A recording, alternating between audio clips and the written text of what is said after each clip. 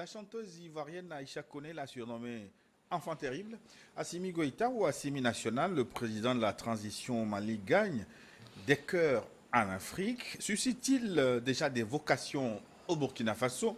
Son style inspire-t-il le capitaine Traoré, destin croisé des deux militaires au pouvoir à Bamako et Ouagadougou? Avec nos invités de cette semaine, j'ai le plaisir et l'honneur de vous présenter Sogoyou Kegewe. Monsieur l'ambassadeur, bonjour. Bonjour Gilles, bonjour et bonjour à tous nos téléspectateurs. Qui vous ont beaucoup réclamé. Ah bon? Sogoyou Kegewe, journaliste, ancien ambassadeur du Togo. C'est un plaisir donc de vous avoir. Merci. C'est un binôme très aimé aussi, autant qu'Assimi Goïta, Louis Magloire Kemeyo. Louis Magloire, bonjour. Bonjour, mais je n'ai aucune intention de coup d'État. Je pense que l'ambassadeur non plus. Donc... Non, pas du tout, pas du tout. Pas du tout. Vous êtes bien déjà dans votre rôle de journaliste et écrivain. Hein. Merci Tout à d'être fait. avec nous donc pour parler d'Assimi Goïta. Traoré est-il dans ses pas? C'est ce qu'on va voir tout à l'heure. Ma première question, le Mali a-t-il contaminé finalement le Burkina Faso dans le style, dans la méthodologie et finalement dans le fait? Est-ce que le Burkina est en train de faire comme le Mali? C'est la première question que je voudrais vous poser, Kegewe Sogoyou. Merci. Vous posez la question de savoir si le Burkina et le Mali a contaminé les autres pays. Le Mali n'a contaminé personne. Le Mali ne fait que cristalliser, concentrer le ressenti général des Africains. Donc dès que les Africains trouvent quelqu'un qui traduit dans les faits leur ressenti depuis des siècles, bon, ils se disent voilà la solution. Donc ce qui fait que le jeune Traoré, qui vient d'arriver au pouvoir, moi, est-ce qu'il fait comme Assimi Goïta ou non? On attend de voir. Parce que s'il arrive là-bas, à peine il est assis, il préfère donner plutôt des gages à certaines puissances extérieures. Mais le problème n'est pas à lui de donner des gages de on travaille avec tel pays ou on ne travaille pas avec tel autre pays. Vous parlez de la rumeur selon laquelle il aurait promis à l'ambassadeur américain qu'il ne ferait pas venir Wagner à Ouagadougou. Entre autres, parce que son premier ministre au moins a eu la lucidité de dire la Russie, nous travaillons avec la Russie depuis des années, c'est un partenaire, on achète même des armes chez les Russes. Bon, et je crois que personne n'en est mort, que le Premier ministre ait la franchise de tenir ses propos. Maintenant, si lui, je disais, s'il est venu, il veut plutôt passer son temps à caresser dans le sens du poil certaines personnes, ça fait son affaire parce que il a été élu par les pieds des Burkinabés. Il a été mis au pouvoir par les pieds, c'est-à-dire que la marche des Burkinabés. Donc, il ne peut pas agir sans tenir compte des marcheurs parce qu'ils ne sont pas allés dans les urnes pour les choisir, c'est par les pieds. Alors, il faut qu'il sache que les pieds là ne sont pas finis et que s'il fait de la tergiversation avec la seule chose qu'il doit trouver, c'est qui va l'aider à en finir avec les terroristes. C'est tout, même si c'est le diable, mais qu'il le prenne. Louis Magloire Kemeyo, le style malien fait-il des émules à Ouagadougou? Ce qui est certain, c'est qu'il y a une crise aujourd'hui sécuritaire qui est partie de la Libye, parce qu'il ne faut jamais oublier que le foyer de cette crise terroriste, c'est la Libye, avec le bombardement de l'OTAN, appuyé par Nicolas Sarkozy qui avait initié cela, a créé un déséquilibre au sein du Sahel qui a d'abord déstabilisé le Mali. Puis le Burkina Faso et les autres pays ont été contaminés. On parle maintenant des pays de la côte qui seraient susceptibles également de voir la menace s'étendre sur leur territoire. Mais je voudrais juste te dire que la première chose que le Mali et le Burkina ont en commun, c'est cette menace terroriste. Est-ce que les réponses qui sont données sont les mêmes? Non, je ne crois pas que forcément, parce que cette comparaison n'est pas forcément raison. Ce qui s'est passé au Mali, c'est l'histoire des Maliens. C'est la réaction des Maliens avec leurs outils à eux. Ce que Keïta est en train de faire, Traoré, pardon, est en train de faire au Burkina Faso, c'est son histoire qu'il écrit. Et il essaie d'abord de se mettre dans les pas de Thomas Sankara. Voilà la grosse référence qu'il a aujourd'hui. Après, on peut, dans l'immédiat, faire les parallèles, dire il y a eu un coup d'État, puis un deuxième coup d'État, mais Assimi Goïta a fait les deux coups d'État. Lui, il en est à son premier coup d'État. Donc, on ne peut pas tracer tous les parallèles et dire qu'on est dans la même chose. Est-ce que du fait que la population burkinabé exige qu'il travaille avec les Russes, une partie de la population exige qu'il travaille avec les Russes, fait qu'il est aujourd'hui assimilable à ce qui se fait chez Assimi Goïta au Mali? Je pense qu'il est trop tôt pour le dire. Pour le moment, ils prennent... épistémologique avec le néocolonialisme, on écoute les mêmes discours aussi bien à Bamako qu'à Ouagadougou. Non, mais le fait est que les militaires ont changé, les hommes ont changé, les mentalités ont changé. Nous sommes aujourd'hui dans une Afrique qui est de moins en moins complexée face aux partenariats et qui sent quel est son poids sur à l'échelle diplomatique, sur la scène internationale et qui en joue. Qui essaie d'en tirer les avantages. C'est-à-dire qu'aujourd'hui, nous ne sommes plus obligés, comme par le passé, de nous référer à la cellule africaine de l'Élysée pour savoir si on traite avec un partenaire ou pas. Les Africains ont compris qu'ils peuvent choisir leur partenaire sans avoir à passer par un maître qui leur dira « Oui, mon élève, tu as fait le bon choix, tu n'as pas fait le bon choix. » Et donc, c'est ce que les jeunes militaires font aujourd'hui. On ne peut pas encourager les coups d'État. Cependant, on peut constater que ces jeunes-là, aujourd'hui, ce qu'ils font, et en rupture totale avec ce que nous avions avant. Les coups d'État qui étaient téléguidés par des puissances étrangères et qui faisaient que quand un président est élu et qu'il ne sert pas les intérêts d'une puissance, elle s'arrange pour le renverser et le remplacer, souvent par un proche qui n'était pas très loin.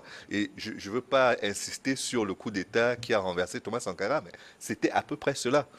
Donc aujourd'hui, nous avons changé de génération et il faut saluer cela. Le fait que les militaires aujourd'hui comprennent que par moment, il y a des décisions qui ne sont pas toujours très faciles à prendre, mais qu'on doit les prendre dans le sens de l'intérêt national. Si le Mali et le Burkina se rejoignent là-dessus, tant mieux. Mais pour le moment, on n'en est qu'au début, qu'au balbutiement concernant le Burkina. On verra ce que ça donnera dans quelques mois. Mais ce au Mali, le discours est très clair. C'est une rupture, une vraie rupture, dans le langage et dans les faits. Vous vous souvenez encore du discours célèbre du Premier ministre par intérim devant le Conseil de sécurité, à l'Assemblée générale des Nations Unies, relayé ensuite par le ministre des Affaires étrangères devant le Conseil de sécurité. Mais au Burkina, est-ce que le ton est clair? Est-ce que cette rupture est marquée? On ne peut pas faire du Assimi Goïta sans Assimi Goïta. Est-ce que vous voyez? On ne peut pas faire du Assimi Goïta sans Assimi Goïta. Et lui l'a précisé, ça dépend de l'histoire de chacun. Maintenant, les Burkinabés, ils ont chassé le vieux Kaboré parce qu'il n'était pas assez tranchant contre les terroristes. Damiba vient, comme je l'ai dit la dernière fois, en 2 temps, 3 mouvements, il est au costume cravate. On a compris que c'était un petit bourgeois déguisé en militaire qui est venu pour tromper la population. Et on a mis un jeune, vraiment jeune. 34 ans. 34 ans. On attend, il faut justement qu'il trace sa voie. Le Premier ministre a parlé. Lui, c'est un sankariste. Moi, j'aimerais dire aux sankaristes burkinabés que Sankara fut un grand homme. Mais la seule chose de Sankara qu'il faut retenir aujourd'hui, c'est son patriotisme, l'amour de son pays. Sinon, la donne a tellement changé qu'en 2022, tu ne peux pas faire ce que faisait Sankara en 1987. C'est pas possible. Absolument. C'est pas possible. Donc, il faut qu'il sorte de ce rêve-là. On est devant des faits. Sankara n'avait pas affaire à des terroristes. Il n'y en avait pas au Burkina. Une petite guerre d'amusement Burkina-Mali, on se rappelle comment les choses se sont passées. On jetait les bombes par la mer, par la fenêtre de l'avion. C'était ça le bombardement. Ok, oublions tout ça. On est dans une autre phase. Et ce que le Mali fait, au fait, vous parlez de néocolonialisation. Non, il n'y a pas de néocolonialisme parce que c'est la colonisation qui, pure et dure, qui continue. Si vous prenez comme décolonisation les petites blagues de De Gaulle en 1960, mais vous vous trompez. On n'avait jamais décolonisé l'Afrique. L'Afrique doit mener aujourd'hui un vrai combat de décolonisation. Je voulais dire une vraie guerre. Les gens vont penser à la violence, aux armes. Non. Il faut mener un combat de décolonisation. Et il ne s'agit pas seulement de chasser les Français. Il s'agit aussi de chasser ce que ces Français nous ont mis dans la tête. Parce qu'aujourd'hui, les Africains, quand ils font quelque chose, ils ne voient pas un blanc, ils ne sont pas tranquilles. C'est tout ça qu'il faut sortir de la tête des gens. Si vous ne le faites pas, mais ce n'est pas la peine, on va chasser les Français, on va chasser les Russes, on va chasser... Non, on n'en est pas là. Les Chinois se sont développés, mais en acceptant les autres populations, leur technologie, leurs connaissances. Nous devons faire la même chose. Si vous chassez les gens, il vous reste quoi? Vous n'avez rien. 60 ans après les indépendants, vous ne pouvez même pas fabriquer un vélo. Donc, on a besoin de la connaissance des gens. Donc, il ne s'agit pas de chasser pour chasser. Il faut que nous aussi, on change de comportement. Parce que le problème des Français en Afrique, mais pas, maintenant, il y a plus de Français noirs que de Français blancs. Vos propres frères, c'est des Français. Je ne dis pas ceux qui ont la nationalité, je dis ceux qui pensent comme les Français. Et passent leur temps aujourd'hui à tirer sur les panafricains, à dénigrer, à insulter les panafricains. On peut ne pas aimer les panafricains, mais on n'a pas à les dénigrer. Voilà le vrai problème. Donc, il faut que les Africains, ce n'est pas la chasse à l'homme, non, mais les Africains prennent leur indépendance par le travail, par l'amour de la patrie, par le travail, pas par les discours enflammés. Oui, mais un autre point de ressemblance, c'est l'appel des populations au départ des troupes françaises. On a vu ça au Mali, mais au Burkina aussi, ce week-end, on a marché pour demander le départ des forces françaises. C'est une similitude encore. Oui, c'est une similitude. C'est que, encore une fois, je crois que nous avons changé d'époque. L'ambassadeur le disait avec des mots beaucoup plus forts que les miens, mais on a changé d'époque et malheureusement, les changements de mentalité n'ont pas suivi partout. C'est-à-dire, les gens ont l'impression que même quand on est en train de faire des choses bien, on a besoin d'une certaine forme de violence ou d'une certaine forme d'approbation pour le faire. Est-ce que nous sommes obligés de travailler avec les Français ou de demander l'approbation des Français pour prendre des décisions sur notre territoire? Est-ce que la France a eu besoin de l'avis du Togo, du Cameroun, du Mali pour lancer le plan Vigipirate quand il y a eu des attaques terroristes aux États-Unis? Et ce plan Vigipirate continue jusqu'aujourd'hui en termes de sécurité. Ils n'ont pas eu besoin de nous demander notre point de vue là-dessus. Est-ce que nous avons besoin, quand nous sommes des pays indépendants, qui nous indépendants depuis 1960 sur le plan théorique, est-ce qu'on a besoin encore d'en faire référence à un partenaire? La seule règle ici qui marche, il y en a peut-être deux. La première, c'est qu'il y a la main qui donne, qui est toujours au-dessus de la main qui reçoit, et qui fait que par moment, les gens se sentent obligés de faire ce que leur disent les bailleurs de fonds, parce que si vous ne le faites pas, vous n'aurez plus les crédits qui vous permettent de financer vos fins de mois, notamment payer les fonctionnaires, et vous n'aurez peut-être pas non plus les investissements des entreprises étrangères françaises qui interviennent sur votre sol. Vous avez cet élément-là qui compte déjà. Et puis vous avez de l'autre côté la mentalité des gens, la décolonisation des esprits qui n'a pas eu lieu, qui devrait faire que on se fasse confiance à nous-mêmes. Quand vous prenez aujourd'hui le commerce intra-africain, il n'atteint même pas 15% des échanges, malgré la mise en circulation de la ZLECAf, qui est aujourd'hui une zone de libre-échange du continent africain. On n'arrive pas à échanger suffisamment entre nous, soit parce que nous ne produisons pas pour nous-mêmes, et donc, par conséquence, nous produisons pour l'étranger et nous n'échangeons plus qu'avec l'étranger, soit parce que nous ne faisons pas confiance à ce qui est fait à côté. C'est-à-dire que le Togolais n'achètera pas un produit ghanéen, le Camerounais n'achètera pas un produit algérien et ainsi de suite. Et donc, quand on est dans cette logique-là, alors que partout ailleurs, les échanges intracontinentaux font au moins 65%, l'Afrique est encore loin du compte. Et donc, quand vous avez cette fragilité-là, cette dépendance vis-à-vis de l'étranger qui fait que même quand vous prenez vos décisions, vous n'avez pas les moyens de votre politique, on arrivera malheureusement à ces espèces de schizophrénie qui font que les gens pensent une chose et en font une autre. Ouais. Oui, moi, je voudrais vous faire réagir sur la manifestation récente au Burkina Faso pour demander le départ des troupes françaises.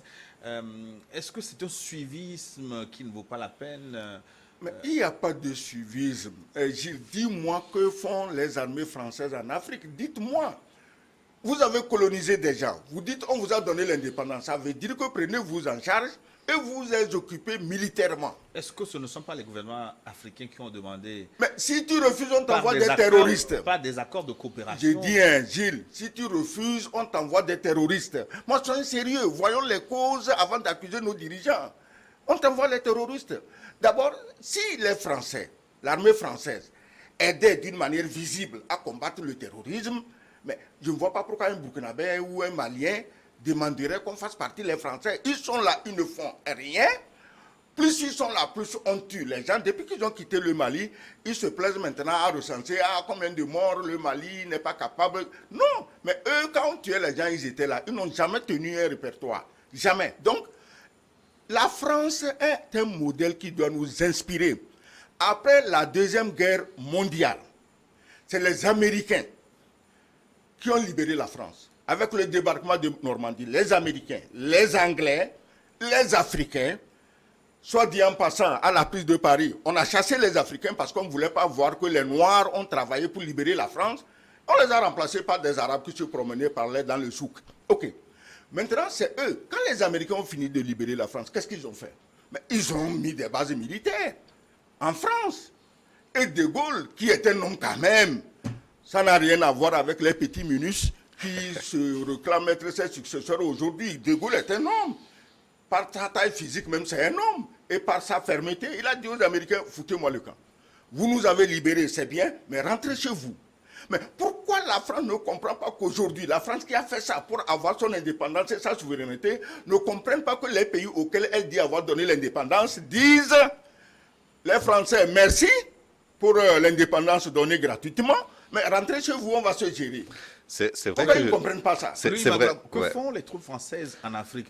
Il y a beaucoup de bases quand même, hein, au Tchad, au Gabon, Elles sont en train d'être au fermées. Sénégal, Elles sont en train d'être en Côte progressivement. d'Ivoire. Elles sont en train d'être fermées. Mais c'est vrai que je n'ai pas répondu à la question tout à l'heure de savoir pourquoi les foules burkinabés demandent le départ.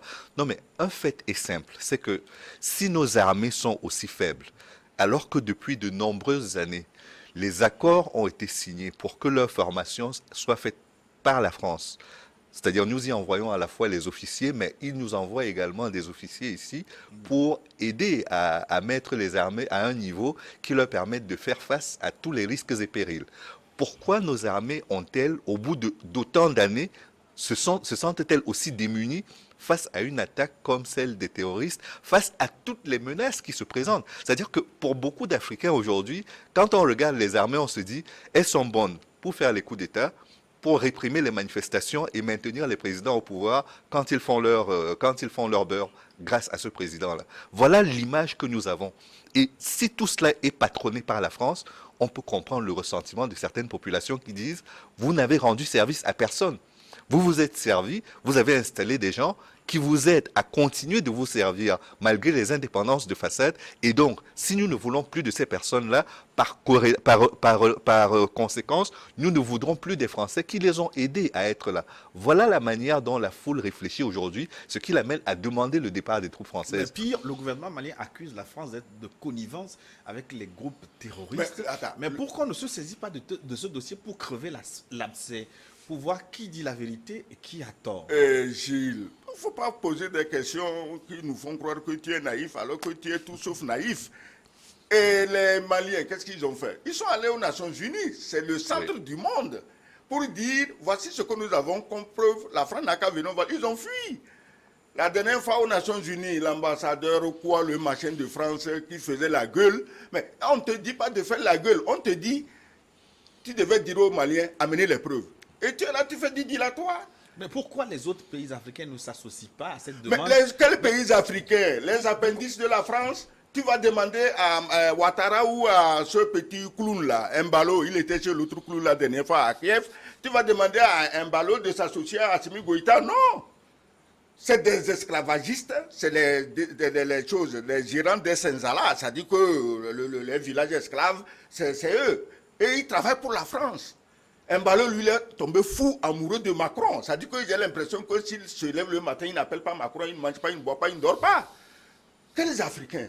Depuis que ça se passe, Gilles, mais la logique voulait que l'Union africaine se réunisse quand même pour parler de tout ça. Tu n'as jamais entendu quelqu'un qui se réunit? Mais les gens, ils sont assis à Addis Abeba avec des avantages faramineux. Parce que c'est l'UE qui paye le budget, mais c'est de la connerie, c'est de la farce. C'est quand même consternant qu'aucun pays africain ne se prononce sur ce dossier, ne dise ce que réclament les Maliens, au moins qu'il y ait confrontation. Comme si on avait peur mais de justement, parler de tu as ce lâché dossier. le mot, on a peur. Qui va parler? Si les gens ont pu massacrer, raser la Libye, massacrer Kadhafi, qui était quand même l'homme le mieux armé, le plus riche, dis-moi quel pays peut défier ces gens? Mais aujourd'hui, c'est les populations, les peuples, seuls qui peuvent dire quelque chose. Nos présidents ne peuvent rien. C'est pourquoi les peuples ont agi au Mali, ils agissent au Burkina. Les peuples peuvent agir sans renverser les régimes. Mais ils doivent agir, mettre les régimes sous pression pour que les gens travaillent autrement. On ne peut pas dire qu'on est indépendant et on est comme on est. Ce n'est pas possible, c'est un scandale. Louis Magloire, pourquoi se tait-on sur la demande malienne? Le problème, c'est qu'aujourd'hui, on a peur de la répression. Les mesures de répression peuvent être très brutales pour la plupart des pays. Et je pense que personne dans le contexte... Existent, hein?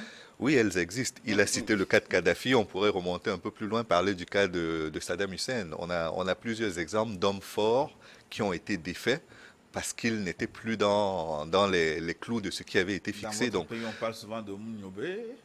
Ah, ça, ce sont les indépendants. Oui. Les leaders nationalistes qui ont été tués, ils sont nombreux. Il y a lui, il y a de nombreux autres encore qui ont été tués, malheureusement. Donc, je crois qu'aujourd'hui, ce qu'il faut, c'est que l'Union africaine soit le paratonnerre de tout cela. Malheureusement, elle n'a pas les moyens de sa politique.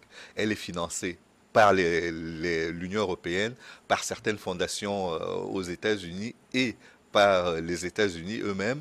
Donc, quand tu as ton financement à plus de 70% qui vient de l'extérieur, tu as tes décisions à 70% également qui viennent de l'extérieur, malheureusement, sur l'ensemble des dossiers. Pourquoi la CEDEAO ne demande pas au Mali d'amener le dossier? Demandez à M. Mbalo, pourquoi il ne prend pas cette décision. On serait peut-être... C'est qui la CEDEAO? C'est la quatrième province de la France. Ça dit que c'est un dom-tom. Ça dit que toute la CEDEAO, c'est un territoire d'outre-mer de la France. Et les petits gouverneurs que la France a mis là-bas, à la tête d'un pays à un autre, mais si ce n'est pas ça, regarde le Nigeria. Le Nigeria est une vraie puissance. Même le Nigeria, il dit quoi? Rien. Mbalo, je t'ai dit que c'est le chef d'un narco-État. Il a intérêt à s'entendre avec ces gens, sinon un jour il finit dans les menottes comme Antoine Noriega au Panama. Comment on l'appelle, Ouattara. Mais c'est les Français qui sont allés bombarder, déloger Gbagbo pour le mettre. C'est des faits que tout le monde connaît. C'est pas la peine que quand on parle comme ça, les gens vont dire « Ah, tu es contre la France ». Non, Sarkozy l'a reconnu. Sarkozy l'a reconnu. Il dit qu'il a délogé. On n'est pas contre la France. On dit ce que la France fait de mauvais. Oui. Le problème d'ailleurs de la France aujourd'hui en Afrique, ce n'est même pas la France. C'est Macron et les petits néo-nazis dont il s'est entouré. Les Le Drian, les Parly, mais c'est des nazis. Ils n'ont que mépris et haine pour les Africains. C'est Macron et ces nazis qui ont des problèmes en Afrique, ce n'est pas la France. Tu as quoi contre la France? Tu as quoi contre un Français qui vit à Lomé? Rien, il est le bienvenu. Mais Macron et sa bande de néo-nazis qui terrorisent les Africains, c'est eux qui foutent le bordel au Mali, au Burkina et dans tous les autres pays où la France est contestée. Moi, par ailleurs, ce qui me dérange concernant la question, c'est que ce n'est pas que les pays africains ne soient pas solidaires du Mali. Parce que ça peut arriver. Le contexte est tel que je peux comprendre par moment la frilosité de certains pays. Mais ce qui m'inquiète, c'est qu'au niveau du Conseil de sécurité, les membres permanents, il n'y en ait aucun qui se disent, là, il y a une matière à approfondir et qu'on doit aller jusqu'au bout de la démonstration. Si le Mali affabule, on démontrera que le Mali a affabulé. Si la France est dans son bon droit, on saura que la France est dans son bon droit. Mais il y a ce flou artistique qui est entretenu autour de la question et qui n'arrange personne. Il faut crever l'abcès. Pour moi, soit la Russie, soit la Chine, soit la Grande-Bretagne, l'un de ces pays, pourquoi pas les États-Unis d'ailleurs, parce que la France est partie prenante, pourquoi un de ces pays ne dit pas il est important qu'on étudie cette question et donc on l'inscrit à l'ordre du jour, il y a un débat public, comme on le fait lors des assemblées générales. Je pense que cela rendrait service à... Un ancien président se prononcer sur la question, c'est pour dire que cette demande, enfin, l'accusation du Mali est invraisemblable, c'est l'ancien président. Non, mais si elle est invraisemblable, allons au bout de la logique. Oui, l'ancien président mauritanien.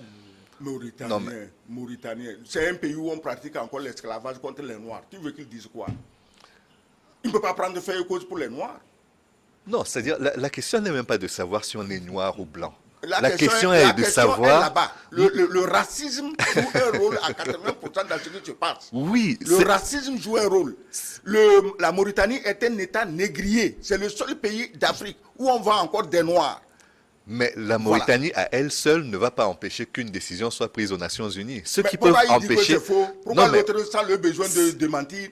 Il en sait quoi? Il vit au Mali? Il fait ce... Non, la question Touareg, elle a un vaste spectre qui concerne aujourd'hui plusieurs pays, Il n'a qu'à se taire, il ne sait rien. dont la Mauritanie. Il ne Mais sait rien. non, ce que je veux dire, c'est que Voilà. au-delà de la position des pays africains qui sont peut-être trop faibles pour appuyer une telle demande, il faudrait que les vendeurs d'armes, parce que les plus grands vendeurs d'armes sont au Conseil de sécurité des Nations Unies, ce sont les 5 membres permanents. Il faudrait qu'ils s'entendent pour dire nous devons faire la lumière là-dessus et blanchir nos membres. Il ne faudrait pas qu'on en arrive à une situation où on accuse de façon fantaisiste un pays qui est membre permanent du Conseil de sécurité de quelque chose qu'il n'a jamais fait. Et donc, on met ça dans le débat, on prend les preuves, on prend les contre-preuves et on voit ce qu'il en est concrètement. Mais tant qu'on n'a pas fait ça, on entretient un flou qui favorise les complotistes, qui fait que les complotistes continueront d'alimenter un Mais discours. justement, est-ce que la France elle-même, est-ce qu'elle n'a pas intérêt à... Elle a tout intérêt. Faire Elle a venir tout intérêt. Et c'est pour ça que je dis, je ne comprends pas que les autres membres permanents du Conseil de sécurité ne poussent pas à ce débat-là. Parce que ce serait un débat sain. Quand j'entends le ministre des Affaires étrangères malien le dire avec beaucoup de calme, mais beaucoup de fermeté, je me dis, on ne peut pas être à ce point sûr de soi si on n'a rien dans la besace. Et de l'autre côté, la France qui répond avec beaucoup d'aplomb, mais allons au débat. Allons démontrer tout cela. Écoutez, Oui, c'est l'ambassadeur, mais écoutez, pourquoi le débat ne s'ouvre pas? le débat ne va pas s'ouvrir. Parce que pour que le débat s'ouvre, il aurait fallu que le Mali ait le soutien de ses frères africains. Or, je répète, qu'à la tête des pays de la CEDEAO, à 80%, c'est des Français à la peau noire. Donc, ils défendent l'intérêt de la France. Mais est-ce qu'on peut lutter contre le terrorisme sans crever ses abcès, sans mettre ce problème Non, sur la on ne table? peut que pas, tout le monde parce cherche que la depuis les facteurs du développement France du terrorisme. connaît par cœur ce que le Mali a comme preuve. Elle n'a pas envie que cela sorte. Parce que, si, attends, moi je dis, j'affirme que le Mali a raison. Pourquoi j'affirme comme ça? Parce que je me dis que ça aurait été avec plaisir que la France mettrait à nu le Mali si le Mali mentait. Ça aurait été mais avec jubilation. Macron, tu l'aurais vu en train de s'agiter, les yeux écarquillés comme un épileptique qui veut tomber. Et tu l'aurais entendu. Donc, ce que le Mali dit est vrai. Maintenant, comment le Mali va gérer ça? Puisque tout le monde s'en fout de lui. Sur le plan diplomatique, aux Nations Unies, on ne veut pas parler. À la CEDEAO, les gens font le zèle et le concurrence de fidélité à Macron. À l'Union africaine, c'est vraiment, on gère par le silence. Bon, le Mali n'a qu'à prendre ses responsabilités. Les colonels, quitte à se faire tuer, ça ne serait pas la première fois, ils aiment assez leur pays, ils doivent accepter verser le sang pour le pays, mais ils doivent commencer maintenant à mettre sur la place publique les accusations, c'est tout.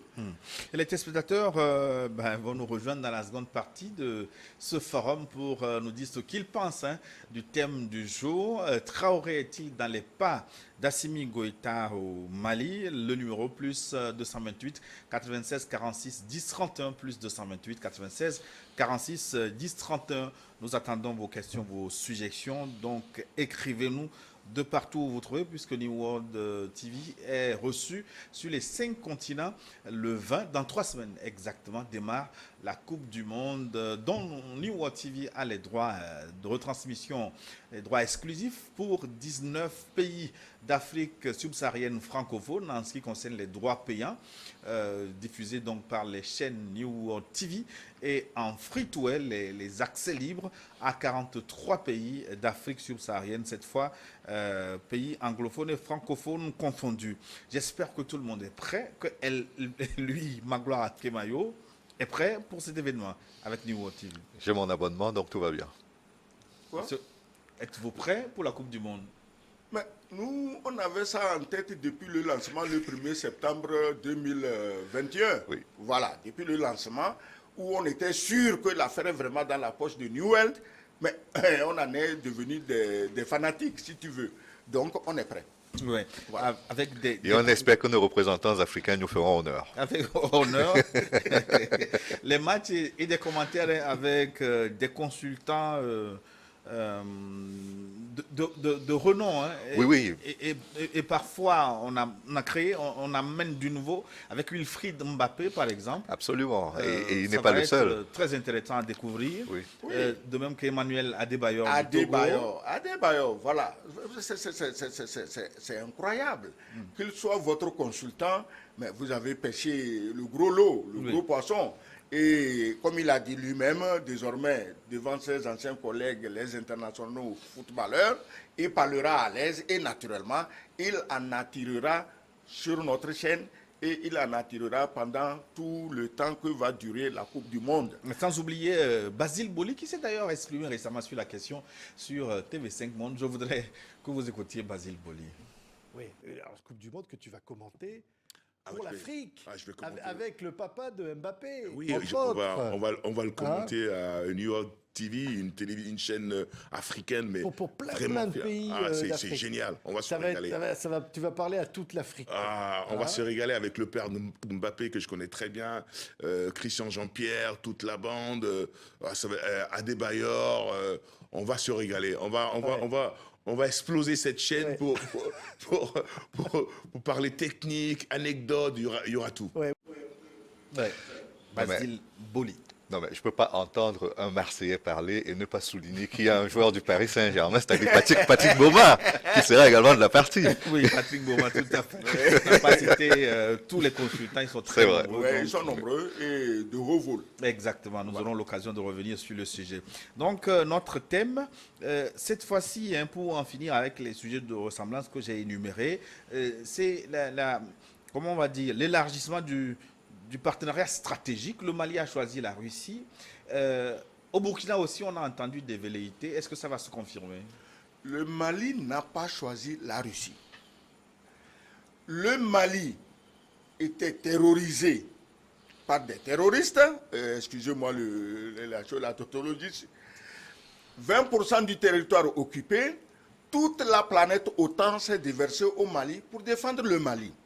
Il y a la MINUSMA, il y a Takuba, il y a quoi encore? Ils sont au Mali. Et on ne voit rien, non seulement on ne voit rien, les terroristes avancent jusqu'à occuper 80% du territoire. À ce niveau-là, le Mali n'avait d'autre choix que de faire appel à quiconque est prêt à l'aider. Les Russes étaient prêts, ils sont venus. Les Chinois, les Turcs, les Sud-Coréens, mais ils fabriquent des armes. Si quelqu'un d'entre eux avait proposé des armes au Mali, ils n'auraient pas refusé pour dire « Ah, moi je ne veux que les Russes chez moi ». Vous avez abandonné le Mali aux Russes et aujourd'hui vous dites non que c'est les Maliens qui sont allés appeler les Russes. Non, mais c'est pire encore, Excellence, parce que je repars de l'exemple du ministre malien des Affaires étrangères. Il dit, pour combattre le terrorisme dans le Sahel, il y a un montant qui a été fixé qui était de 4 milliards d'euros, qui devait être collecté pour aider à la lutte contre le terrorisme, à son éradication. Pas à le contenir, à l'éradiquer. On n'a pas trouvé ce montant. 4 milliards d'euros. 4 milliards d'euros. Pour l'Ukraine, qui a été attaquée par la Russie, ce montant a été au moins multiplié par 2, voire plus, pour aider à libérer l'Ukraine. Ça fait quelques mois que ça dure, on n'a pas encore les résultats, mais je voudrais juste dire que quand vous faites la proportion entre ce qu'il fallait au Mali pour éradiquer le terrorisme et ce qu'il a fallu en Ukraine et qui ne permet pas encore de libérer le pays définitivement, Et puis mobilisé en un temps record, hein, il faut le souligner. très rapidement. Et c'est pas fini, c'est-à-dire qu'on n'est qu'au début de la mobilisation financière et technologique. Ça va continuer. Donc, quelque part, il y a un 2 poids 2 mesures, qu'on le veuille ou pas, qui est pratiqué sur le terrain face à ces problèmes-là. Et je rappelle encore une fois que le problème ici, c'est pas qu'on soit noir ou blanc. C'est quand on prend des engagements, on doit les tenir. Et le problème dans le Sahel, c'est que la crise sécuritaire qui a eu lieu a été du fait des pays de l'OTAN. Ce sont eux qui ont fragilisé la Libye, qui ont permis aux Touaregs qui étaient là-bas de renverser Kadhafi, de récupérer le matériel qu'il avait, de récupérer tout le matériel militaire qui avait été projeté, parachuté par l'OTAN pour ensuite descendre vers le Sahel. Et quand cette descente s'est effectuée, il y a un autre partenariat coupable qui a été noué, c'est celui que la France a noué avec les Touaregs pour libérer les otages français qui étaient dans le Sahel. Parce qu'en réalité, il y a deux moments qui sont très importants. Le premier, c'est le renversement de Kadhafi, et le deuxième, c'est la libération des otages français qui étaient dans le Sahel. Si la France s'est mise dans une situation, dans une position indéfendable, c'est parce qu'elle défendait ses intérêts, elle essayait de faire libérer ses ressortissants qui étaient dans le Sahel. Mais il faut dire la vérité aux gens. Si vous êtes là pour vos intérêts, dites que vous êtes là pour vos intérêts. Si vous êtes là pour lutter contre le terrorisme avec les Maliens, dites que vous êtes là pour ça. Mais si pendant 10 ans, alors que vous avez été accueillis comme les libérateurs, comme Dieu sur terre, si au bout de 10 ans, les mêmes populations qui vous ont accueillis avec des vuvuzelas et tout le reste commencent à vous demander de partir, c'est qu'il y a un vrai problème.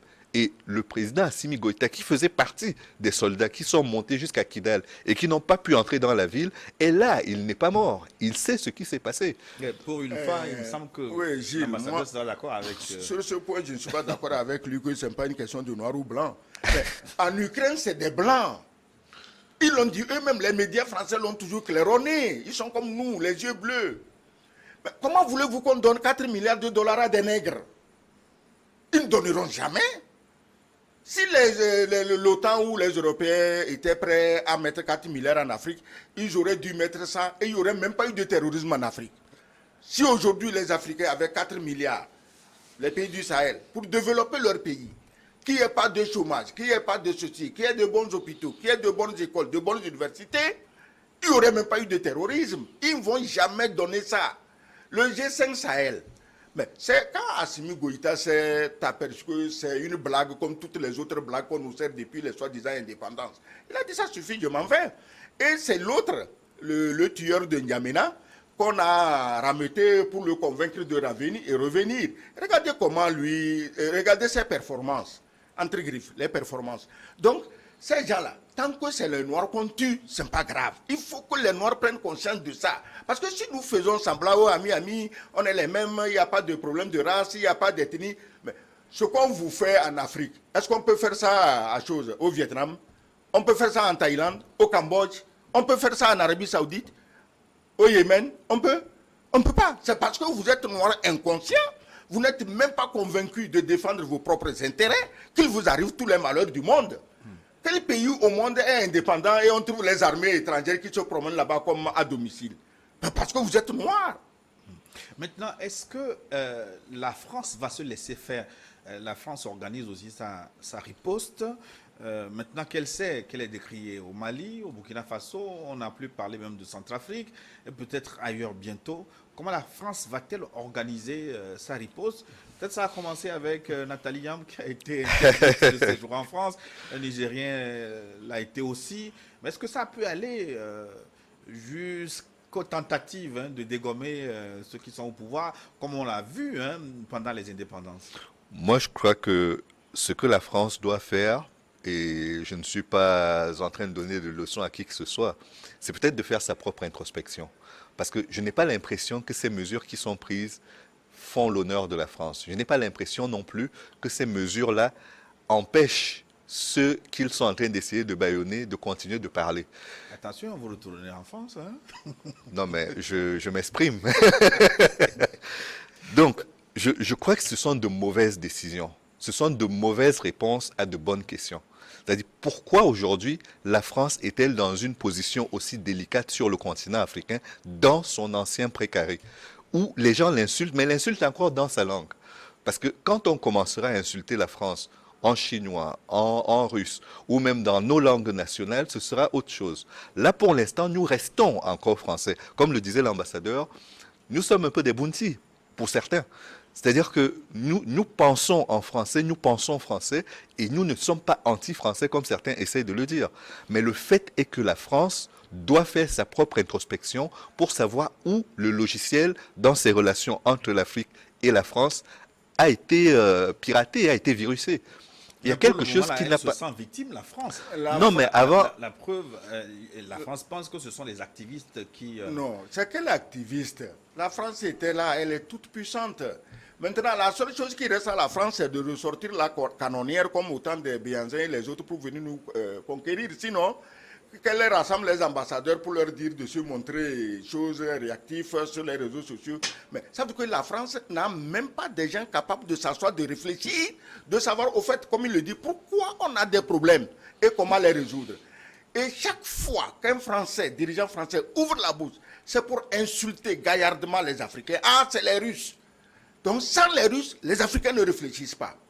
Mais cette insulte permanente, Oui. les Africains doivent laver leur honneur. Et c'est pourquoi tout le monde dit, les Français dehors. C'est tout. Puisque vous dites que c'est les Russes. Nous, moi, j'ai jamais vu un Russe à Lomé. Je ne sais même pas s'il y a un. J'ai jamais vu un Russe à Lomé. Alors, pourquoi quand je dis quelque chose, quelqu'un va dire c'est les Russes? Quels Russes? Donc, sans les Russes, nous n'avons pas le droit même d'exprimer notre douleur de la façon dont vous nous les malmenez. Russes, ils pensent qu'ils sont quand même eux aussi terribles en propagande. Qui? Les Russes, Ils sont quoi? il paraît qu'ils sont forts aussi en propagande. en Qui ne fait pas de manipulation. C'est les propagande? Russes qui animent LCI. Qui fait pas C'est de les Russes propagande? qui animent France 24, RFI. C'est les Russes qui animent BFM TV. Quelle propagande des Russes? Tu écoutes... Attends, moi, j'aime pas une chaîne ici russe qui fait la propagande. Mais vous savez, vous connaissez très bien qui fait la propagande. Non, mais en plus, parlant de chaînes russes qui font de la propagande, c'est vrai que c'était une décision désastreuse que d'interdire la diffusion de Russia RT Today. France et de Sputnik, Russia Today et Sputnik. Parce que jusqu'aujourd'hui, si on devait rester sur le plan strictement du respect des opinions, pourquoi ces chaînes n'ont pas été interdites ailleurs? Pourquoi en Afrique, bon, malheureusement, la plupart de nos pays dépendent de la France pour ça, mais pourquoi ça n'a pas été interdit en Afrique? Pourquoi ça n'a pas été interdit aux États-Unis? Ces chaînes continuent de diffuser aux États-Unis. L'Europe a interdit et oblige en quelque sorte l'Afrique à suivre son exemple. Continue. Nous, on ne suivra tant que les médias russes ne sont pas libres d'émettre où ils veulent. On sait que eux, ils sont devenus des partisans de la pensée unique et les Africains n'ont pas envie d'aller s'abreuver à la source de la pensée unique avec des médias toxiques. C'est tout. Mais maintenant, ma question, est-ce que ça peut aller plus loin que l'interdiction de séjour en France pour certains activistes, la riposte française? Oh, pour l'interdiction, pardon, pour l'interdiction. Tu as vu Donald Trump? On l'avait interdit de Twitter. Les démocrates au pouvoir, qui sont de vrais terroristes internationaux, parce que chaque fois que les démocrates sont au pouvoir, ils doivent s'offrir un trophée guerrier. On rase la Libye, par exemple, c'est les démocrates. Oui, mais Bush en Irak, c'était pas... Oui, en Irak, il y avait d'autres raisons. Moi, je parle de l'Afrique, là. Je parle de l'Afrique. Donc, si aujourd'hui, la dernière fois, Elon Musk a acheté Twitter, mais le lendemain, première mesure, on a mis dehors les dirigeants de Twitter et l'autre, Donald Trump, était admis sur Twitter. Mais lui, il a dit non, je continue avec mon réseau que j'ai créé moi-même. Ce que gesticule en France aujourd'hui, mais ils partiront, la France va changer. Tu crois que la France va rester sous la botte des illuminés? Non. Qui font le déni des réalités. Aujourd'hui, la France est un pays en lambeaux. On a faim, on a soif, on n'a pas de carburant. Mais eux, ils passent leur temps à dire, en Russie, si en Russie, il n'y a rien en Russie. Il n'y a pas de problème en Russie. Des gens qui font le déni de la réalité. Maintenant, ma question, est-ce qu'il est possible qu'on ait encore des opérations Barracuda, comme ce qui s'est passé en Centrafrique, pour déloger ceux qui tentent de s'opposer? Et opération Barracuda ou en Afrique? Oui. Je ne dis pas que c'est impossible, on ne sait jamais. Sinon, je ne crois pas que de telles méthodes vont prospérer encore. Ce n'est pas possible. Parce qu'aujourd'hui, en Afrique, il y a d'autres puissances qui regardent de près. Je ne parle pas seulement de la Russie. Donc, la France, j'ai dit, j'ai répété, la France n'a qu'à s'asseoir, faire le bilan de ses actions en Afrique, voir où elle a commis des erreurs, voir comment corriger ses erreurs, et elle vit tranquillement avec nous. Personne n'a envie de chasser la France. Mais on ne peut pas se laisser traire comme des vaches depuis des siècles, et on nous dit qu'on n'a pas le droit de se plaindre parce que si on se plaint, on va dire que c'est les Russes. Les Russes ont fait quoi? Combien de Togolais parlent le russe? Combien de Maliens, de Burkinabés parlent le russe? À part nos frères qui ont étudié là-bas dans les années 80. Ah ben, lui aussi, il était là-bas. Donc, c'est vous, ça, c'est vous. Hein. On peut vous accuser de travailler pour la Russie, mais pas moi. Je ne travaille pas pour la Russie, je ne comprends pas russe. Je parle allemand, mais on ne m'accuse pas de travailler pour les Allemands. Est-ce que tu vois? Hein? Je ne suis pas un agent russe non plus. c'est à voir. Vous ne faites que parler russe. Et c'est pas parce qu'on parle français qu'on est agent français, parce que dans ce cas, on serait agent double au moins. On serait agent russe, agent français, et agent... Camerounais à la oui. fin. Oui. Mais donc, pour terminer cette première partie, comment ces peuples qui ont tenté, en tout cas, une rupture épistémologique avec le néocolonialisme, comment peuvent-ils travailler ensemble pour prospérer, pour faire aboutir ce qu'ils ont commencé? Moi, je crois qu'aujourd'hui, le salut est dans le panafricanisme. Et il ne s'agit pas de faire C'est juste... quoi le panafricanisme? Pardon? C'est quoi le La panafricanisme? mise ensemble de nos forces. Oui, parce que nous sommes dans un contexte de mondialisation où les gens ont compris qu'il faut s'unir pour gagner. Tant que vous êtes seul, vous êtes fragile et tout le monde peut vous écraser. Et sur le continent africain aujourd'hui, des instances comme la CEDEAO, comme l'UEMOA, comme l'Union africaine doivent devenir des outils pour affronter cette mondialisation qui est devenue un outil ultra-libéral d'écrasement des plus faibles. Les grands ensembles sont la seule solution pour moi. Et quand j'entends nos frères qui accusent les panafricanistes d'outrance, ou je sais pas, c'est vrai qu'il y en a parmi eux qui font de l'outrance, qui sont dans l'excès, qui parfois sont même dans de la propagande déplacée et dans d'autres choses qu'on ne peut pas encourager. Mais le fait est que pour l'Afrique aujourd'hui, il n'y a que le panafricanisme qui permet de sortir de la situation dans laquelle nous sommes. Sinon, nous serons condamnés à rester les wagons d'une locomotive dont nous ne connaissons ni la puissance ni les conducteurs. Comment Maliens et Burkinabés peuvent-ils utiliser cette fibre panafricaniste pour ne pas échouer dans ce cas? Première chose, mettre les peuples au travail. C'est tout. Il faut travailler. On doit produire ce que nous mangeons, ce que nous buvons. Nous faisons le commerce avec tous ceux qui sont ouverts envers nous. Et nos pays avancent. Parce que si tu attends quelqu'un, personne ne viendra. Et regarde, je reviens sur la France, même si ce n'est pas ça la question. Regarde la France. Aujourd'hui, la France, c'est quoi? C'est une petite colonie américaine qu'on a confiée à Ursula von der Leyen à Bruxelles et elle donne les ordres à Macron qui marche le doigt sur la couture. Les Allemands ont vu la supercherie, ils ont dit mais ça suffit, merde. Nous, on va nous armer nous-mêmes, 100 milliards de dollars, et on va nous-mêmes secourir notre population, 200 milliards de dollars, et les Français commencent à gendre. Vous allez gendre pourquoi? Pendant que les Allemands travaillaient dur pour faire des économies, amasser des fortunes, vous étiez là toujours en train de vivre de vos rentes viagères sur le dos de l'Afrique. L'Afrique ne peut pas vous enrichir. L'Afrique, vous l'avez tellement appauvrie qu'elle ne peut jamais vous enrichir. Travaillez dur comme les Allemands, enrichissez-vous comme les Allemands et vous serez indépendants. L'Allemagne a montré qu'elle est un pays indépendant et elle n'écoute plus les conneries de Bruxelles ni de Paris. Oui, mais plus ces derniers temps, avec ce qui s'est passé en Ukraine, l'Allemagne s'est alignée sur les Américains.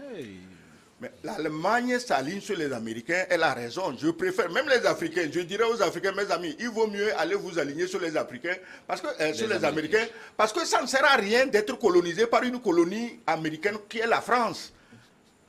La France est une colonie américaine. Pourquoi tu veux être colonie d'une colonie? Moi, je préfère dans ce cas que nos pays s'adressent directement aux Américains, pas forcément aux Russes, parce que quand vous allez chez les Russes, on dit ah, mais moi je préfère que nos pays s'adressent aux Américains et vivent avec eux. Moi je ne peux pas être colonie d'une autre colonie. Mais économiquement, je ne suis pas sûr que ce soit la même histoire. Parce que si l'Allemagne choisit aujourd'hui de travailler directement avec les Américains et de s'aligner sur les positions américaines, c'est que c'est le premier marché d'exportation. C'est-à-dire qu'en Europe déjà, c'est un gros marché d'exportation, mais en termes de population, il est très faible. La taille du marché n'est pas aussi importante que pour les États-Unis. Et aux États-Unis, ils exportent énormément et ils ne peuvent pas se priver de ces revenus-là. Exporter aux États-Unis, c'est mieux que tu vends quoi en France? Ton café, cacao, on te le prend pratiquement gratuit. Tu as vu les Ivoiriens et les Ghanéens se sont rebellés. Ils ne sont pas allés à la réunion sur le cacao la dernière fois en Hollande ou je ne sais dans quel pays. Ils ne sont pas allés. Parce que tout, on vous prend ça cadeau. Maintenant, si nous nous apercevons que les Américains peuvent mieux acheter, on s'adresse aux Américains. Mais déjà au sein de l'OCDE, on a pas de l'OCDE, mais de l'Organisation mondiale du commerce, on a eu de grosses difficultés avec les Américains qu'on n'a jamais réglées. C'est-à-dire que si nous arrivions à faire en sorte qu'on accepte l'accord qui avait été signé de partenariat avec l'Europe, qui devait privilégier les exportations à des prix préférentiels vers l'Europe, et que du côté des États-Unis, on ait à peu près les mêmes choses, peut-être que ça aurait été une soupape déjà.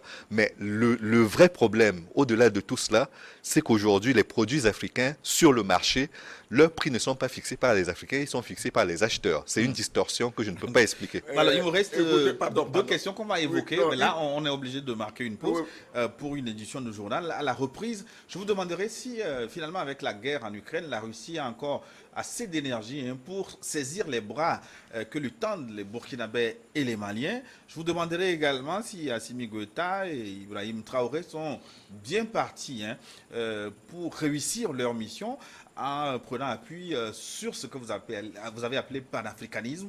On reparlera de toutes ces questions avec les interrogations des téléspectateurs qui sont très nombreux déjà à nous écrire au plus de 128 46 80. Non, je me mélange finalement. Plus de 128 96 46 10 31. Tout de suite, c'est une nouvelle édition du journal. On se retrouve dans 10 minutes.